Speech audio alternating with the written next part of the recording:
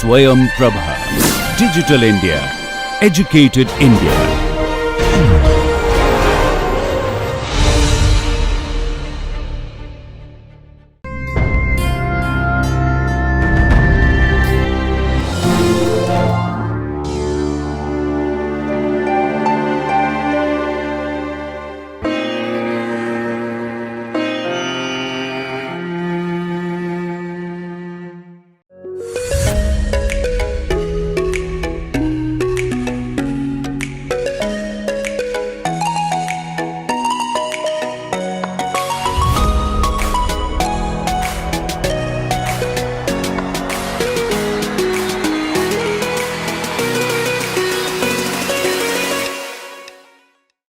Hello friends. So, in the previous lecture we have discussed regarding the requirement of linked net structure, and we have discussed that two algorithms are used in linked net structure, in which algorithm 1 is used to prepare the table which shows the various parameters like the next and far, and the algorithm 2 is used for the determination of primary backup relay pairs. And after that we have discussed one example on linked net structure, and in that we have considered one network which contains 4 branches and 8 relays, and we have discussed that if we consider this algorithm, then using the algorithm 1 of linked net structure, the whole table that is prepared, which is known as the branch network table, and that can be prepared for this network, and after preparation of that and utilizing that table, we can also go for the determination of primary backup relay pairs using algorithm 2 mentioned in the linked net structure. After that we have discussed that if we want to carry out the let us say we want to discuss or we want to find out the primary backup relay pairs for a large network which contains more number of branches and more relays, then we have to write some code, and for that we need some algorithm, and we have discussed that if we go for different IEEE larger bus network systems, then we can write down the code efficiently using these two algorithms, and we can determine the primary backup relay pairs. So, till now what we have discussed is that coordination of protection in terms of 4 different aspects. The first is the coordination between two relays. So, OCR to OCR coordination, where OCR indicates the overcurrent relay. So, we have the coordination between overcurrent relays, that is one relay and the other relay. So, linked net structure indicates that if we have let us say 10 or 20 number of relays available in a particular network, then how the coordination among these relays that is to be carried out, and we have already discussed this is done by linked net structure.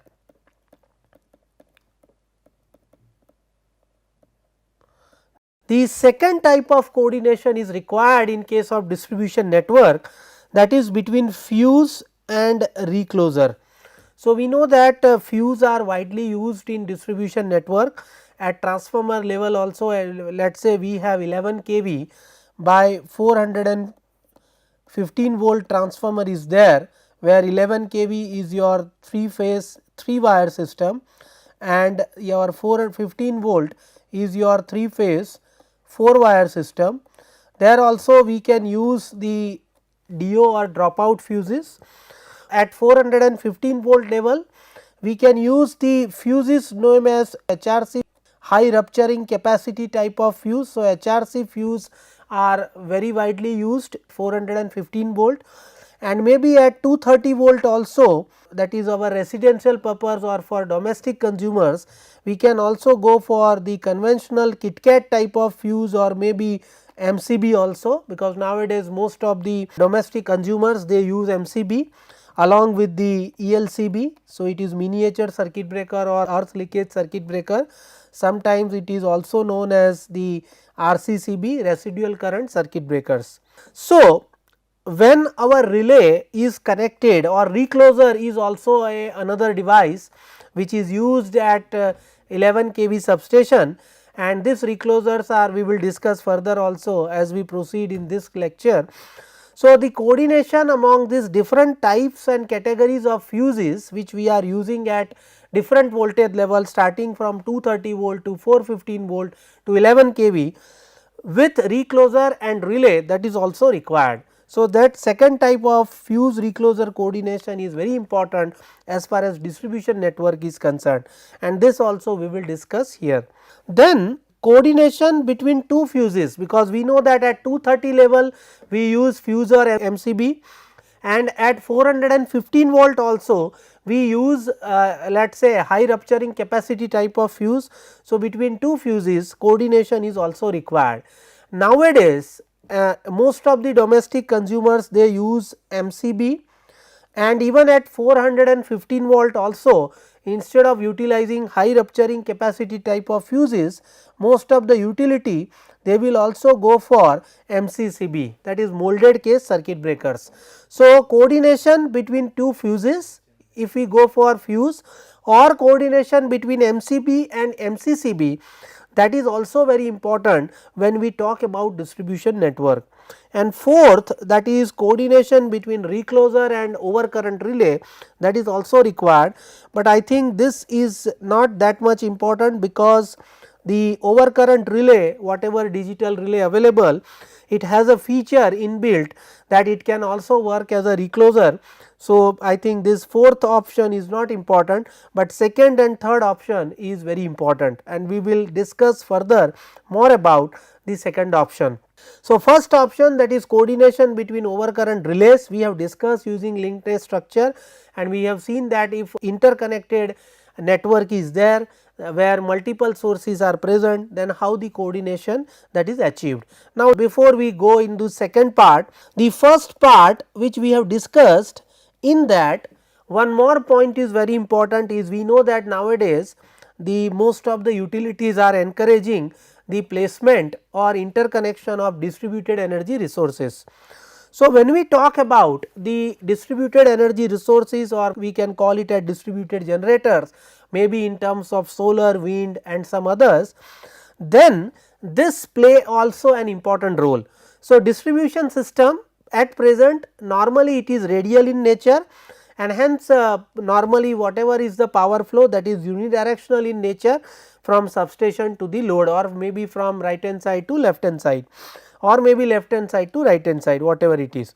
Due to incorporation of these distributed generators or distributed energy resources, this are in terms of solar PV or wind or any other like fuel cell or so on.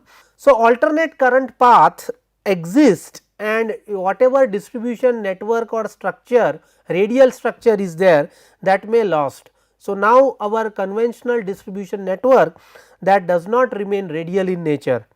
So, when we incorporate the distributed generators in terms of solar PV, wind, then distribution system imposes barriers in terms of we observed miscoordination among various protective devices if proper care that is not taken. Sometimes it is also observed that the reach of overcurrent relay also reduces, and sometimes it is also observed that sympathic tripping is also there. Sympathic tripping means it is nothing but a phenomena where if fault occurs in one particular section and the relay located in other section operates, then those operation of relays, that is known as sympathic tripping. So, these three phenomena are the impact of incorporation of distributed generators when we talk about the coordination among the relays using linked net structure. Now, when we talk about the coordination of relay and we know that the relay may maloperate, which we called as miscoordination among various relays. This is increased when the location of DG changes, when the capacity of DG changes, and when the number of DGs connected in the distribution network, that also changes. So, more number of DGs are connected into the network, the miscoordination among relays that is observed. Even when we consider the impact of fault resistance, then this problem becomes more compounded. So, the overall impact when we talk about incorporation of DG in the distribution network, with reference to the coordination among overcurrent relays, then the main two impacts are delayed operation, or sometimes in worst case relay may not operate, and failure of our conventional relays, that is also observed. So, let us understand this thing, how the relay miscoordinate when we incorporate distributed generators in a radial distribution network with some example. So, here let us consider this system in which the three sections are shown, section 1, section 2 and section 3, and these three feeders are connected between the 4 buses, bus A, bus B, bus C and bus D. We have a source connected near bus A and the loads are connected at each bus starting from D, C, B and so on, and at present only 3 relays are connected, let us say at R1, R2 and R3. All 3 relays are bidirectional in nature, you can also consider directional relays also, and at present no such DG is connected with this radial distribution network. So, when we talk about the fault in this third section, CD section, then obviously whenever fault occurs at bus C, the fault current is maximum compared to the occurrence of fault at bus D, right. So, when we talk about the section CD, then what we want is that the time of operation of relay R2 should be greater than the time of operation of relay R3 by some margin, and that margin we can call it as minimum discriminative time, or sometimes it is also known as coordination time interval CTI. So, the meaning is that if fault occurs in this section, let us say at F3, then relay R3 must operate as a primary relay. So, R3 has to operate first. If R3 fails to operate, then R2 has to provide backup. Similarly, so on, if fault occurs in section 2 at F2, then R2 must operate first, and if R2 fails because of some reason, then R1 will provide backup. So, if we understand this by plotting the characteristic of R3, R2 and R1 relays, because all three are inverse definite minimum time relays. So, if we talk in terms of the characteristic of these 3 relays, then we can plot the characteristic of 3 relays considering on x axis the multiple of pickup currents. So, this is nothing but the multiple of pickup currents or MP is nothing but fault current referred to CT secondary divided by relay pickup current or plug setting of the relay. And if I consider the time in second on y axis, then we can plot the characteristic of relay R3, relay R2 and relay R1 like this, right. I have shown R1, R2 and R3 relay characteristic by different 3 colors, and you can see that characteristic of R3 comes first, because we want that relay R3 should operate first because it is connected near to the load, and as we progressively move towards the source, the further the R2 characteristic comes and then R1 characteristic comes. Now, we are talking about the minimum discrimination time between 2 relays, let us say R2 and R3. So, you can see that this is the point and this is the point. So, these 2 points are decided by considering the maximum fault current at bus C. So, if I consider maximum fault current at this bus and maximum fault current at this bus at bus C and bus D, then I have seen here the maximum fault current at bus C and maybe maximum fault current at bus B or bus D, whatever you consider. So, based on that you can plot the characteristic and you can see that this much margin is available between R2 and R3, this is the margin, and between R2 and R1 this is the margin available, and this margin is known as the minimum discrimination time. So, this margin between the characteristic of 2 relays depends on errors available in the relay. So, let us say for example, how the errors in relay changes the value of MDT.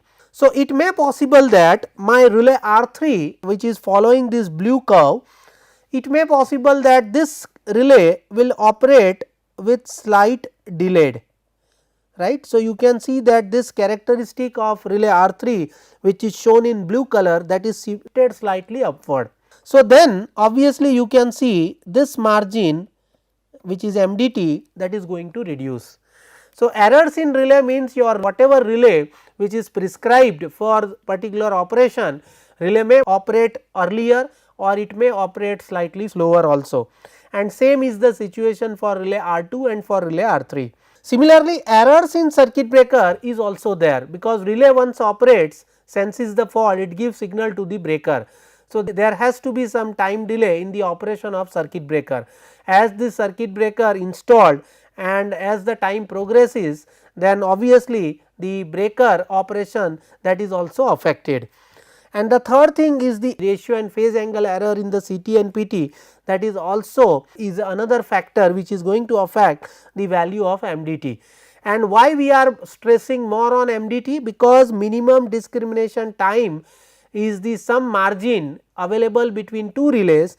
If this margin is not available, then for a particular fault maybe two relays or more than two relays may operate simultaneously, which is against this selectivity criteria of the protective system.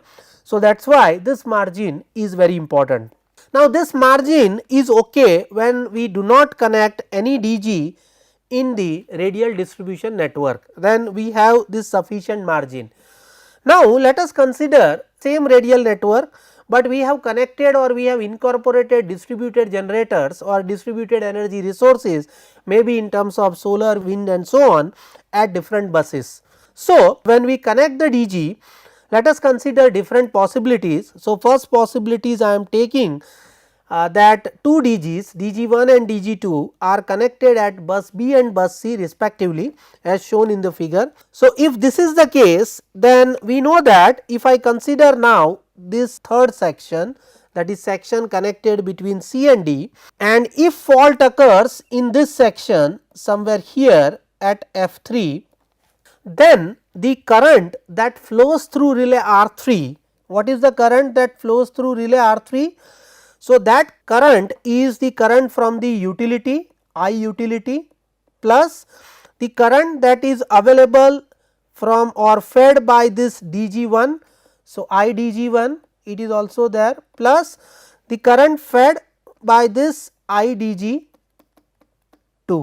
So, this is the addition of all these three currents that will flow through relay R3, whereas from relay R2 the currents that flows, that is the I utility plus I DG1. So, now you can see that in earlier case when no DGs are connected, the current flows through the relay R1, R2, R3 are same, whereas when we connect the DG at two buses, let us say B and C, the current that flows through the relay R3 and relay R2 changes. And obviously, this currents which flows through relay R3 and R2 that increases because of the additional fault current fed by these two DGs, DG1 and DG2. So, these two relays R3 and R2 need to be coordinated at larger magnitude of fault current. So, this is very important. Now, on the other hand, if I consider let us say the fault in section 1, let us say F1, the first case we have considered where we consider the fault at F3 in section 3. Now, here I am considering fault at F1 in section 1, right, between AB.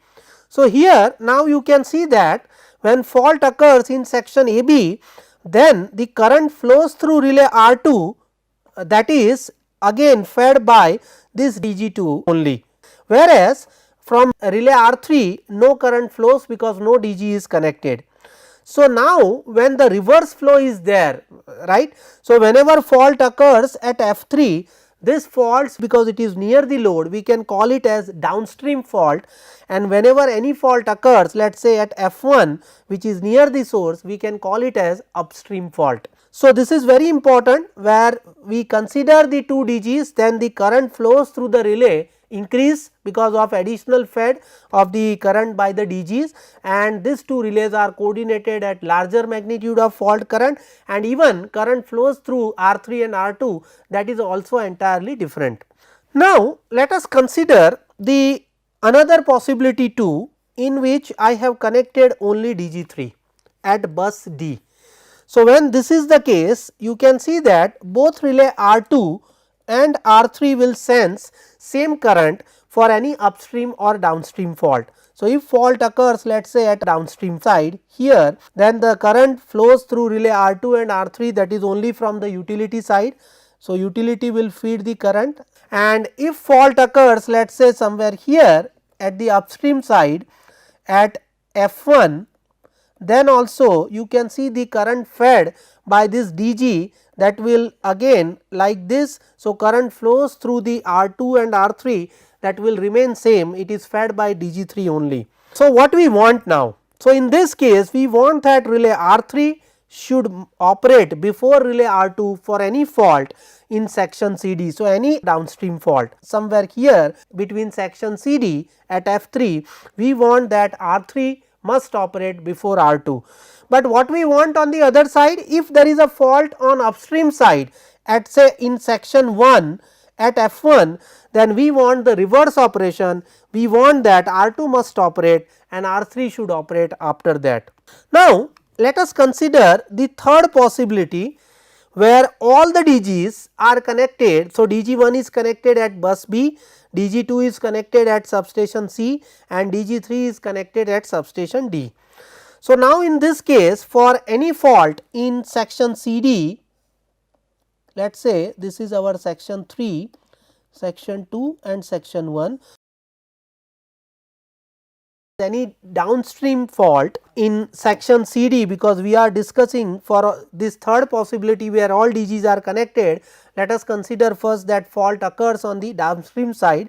So, at F3 in section 3.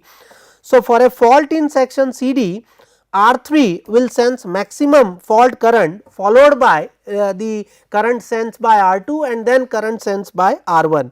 So, maximum fault current will depend on size of the DG, type of the DG and placement of the DG in a particular section, right. So, if I consider let us say fault at F3 here in section 3, this is known as downstream fault.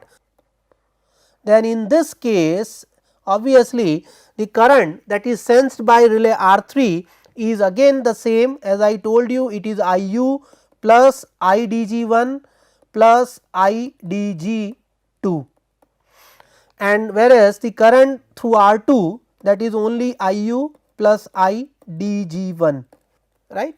So, again there is a difference in the current flows through the relay R3 and relay R2 for any downstream fault, let us say at section 3 at F3. So, again let us consider the same third section here, this is our section 2.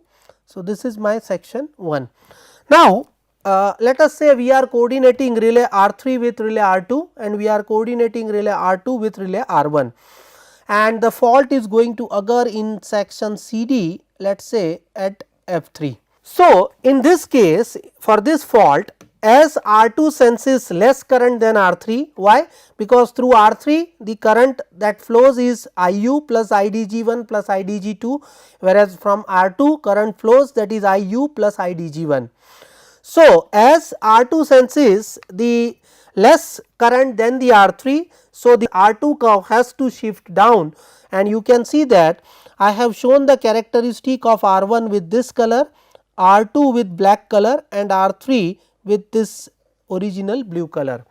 Now, the characteristic of R2 has to shift below. So, you can see I have mentioned here R2 revised. So, which is shown by dotted black color. So, now you can see in earlier case between R2 and R3 this much margin is available, right, but now because of shifting of this characteristic curve of R2, the margin available that is going to be reduced, and that depends on placement of DG, type of DG and the capacity of DG. So, this is very important. Similarly, when we coordinate relay R2 with relay R1, Then also for a fault in another section, let us say in this case also curve of R1 will shift, and again my minimum discrimination time which is available between R2 and R1 is like this, which is going to reduce from this to this. So, this is very important point as far as the margin between two relays is concerned, and this margin is going to reduce when we connect the more number of DGs at different location and with different capacity. Now, let us consider the third possibility where all the DGs are connected, that is DG1, DG2 and DG3 are connected at bus B, C and D, and the fault we are considering, that is the upstream fault, means those faults which are going to occur near the source. So, let us say we have, this is our section 1, this is our section 2 and let us say this is our section 3, and fault that is going to occur let us say at F1 in section 1. So, this is nothing but the upstream fault. In this fault at F1, relay R2 will sense more fault than the relay R3. So, obviously, when fault occurs at F1, one of the flow of the current from the utility side is like this, and the second side, if you consider the relay R2 and R3, then relay R3 the current flows that is only by IDG3, and through relay R2 the current flows that is because of IDG2 plus IDG3. So, more current will flow from R2 than relay R3 for a fault at F1.